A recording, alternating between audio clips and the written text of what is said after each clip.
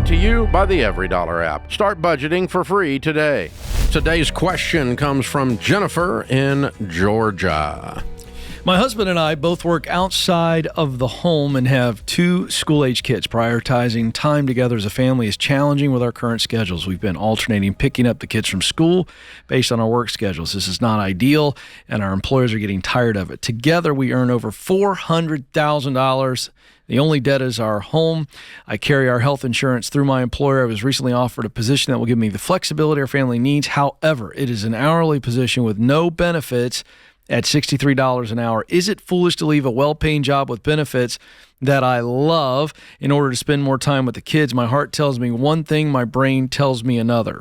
Well, this is where I wish I had somebody on the phone, Dave. But if we are collectively earning over $400,000 and we like our work, the word love actually is used here, I'm paying somebody to pick up the kids, maybe a college student or a grandmother. I just don't understand the problem here as to why we would leave a job we love when we have no debt except the home and $400K income, and the problem is picking up kids after school. And that's the way this is laid out, Dave. So I think there's something more here under the surface, but I would not take the hourly position in this scenario at all. Yeah, she switched gears in the middle of the email. That's the problem. She sets it up as it's a work schedule thing. We have trouble picking up the kids. The employers are aggravated.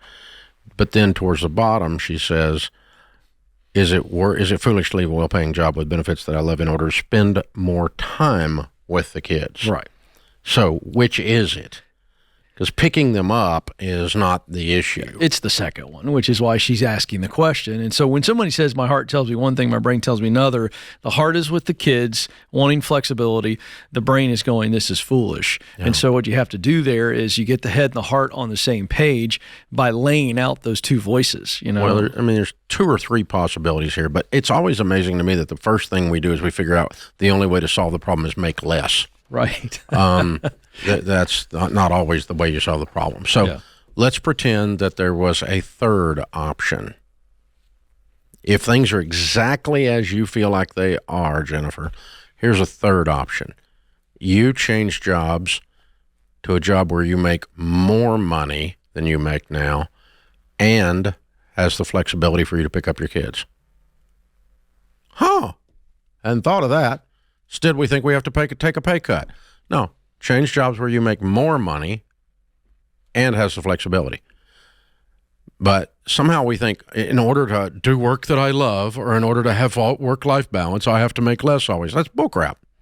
It's bullcrap. I believe you me, you would trade incomes with me. And you know what my work-life balance is? It's amazing. I do whatever the flip I want, whenever the flip I want. And so because I built a life and built a career in such a way that it does that over a period of time. So that's what you can do. I mean, and so you get to choose these things. You're not trapped. The second thing is you could just simply hire a nanny or someone to pick up the kids and do some after school care type thing. You can afford it. The third thing is I always suspect, every time I suspect, when someone questions that they don't have enough time with their family, I always want to put a camera in their house and see how many hours a month the television is on. Mm-hmm. Because that's not spending time with your family, that's spending time with Netflix. Mm-hmm. So throw a brick through your television and then see how your time increases with your children.